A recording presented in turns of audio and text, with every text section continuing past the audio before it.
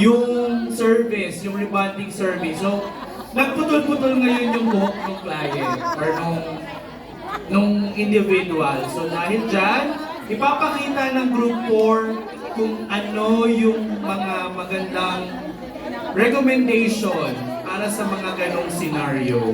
Okay? Ready na, Group 4? Ready pero kinakabahan. Kaya-kaya niya yan, Diyos ko. Kaya natin to Group 4 ha. Go! Kaya mo palakpakan dyan!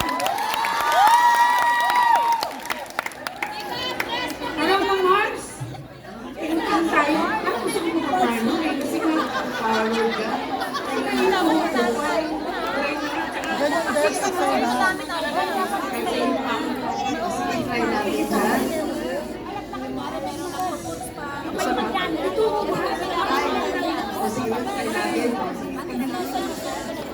Pero sabi, beauty for a better life. So si beauty advisor program, kung namin mag-advise sa akin dito. Hello. Welcome po sa Mili Care and Makeup po. Ano po mas may Tulungan sana kung may expert kayo dito about sa buhok na katulad niyan. Katulad sa akin yung ang problema sa akin is every twice a year or minsan tatlong beses ako nagpapalipan. Sobrang dry at saka rubberized na yung aking buhok. sige po ma'am. Dito po muna tayo. Tawagan sa po.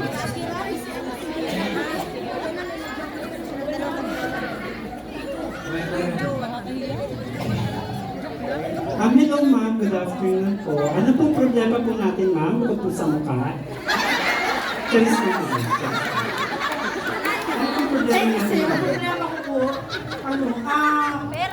every year kasi, o kaya minsan dalawang beses, tatlong beses ako nagpapariban.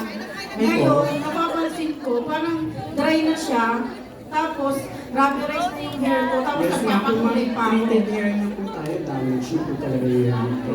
So meron po kami product, absolutely fair po, by kami molecular. Ayun po, ay meron po kami shampoo, mask, and serum. Ang shampoo po, para po matanggal po yung mga excess gamot po na galing po sa rebonding.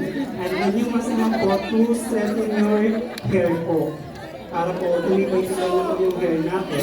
Saka itong molecular hair. Yes po ma'am, maganda po talaga siya kasi in one use po, naayos po yung buhok natin. And then yung the serum naman po to protect your hair from iron. Kung lagi po kayo na-iron, pwede po siyang maprotektahan yung buhok niya. Kaya gagawin po natin yun. Wait lang po. Thank you po. Thank you po.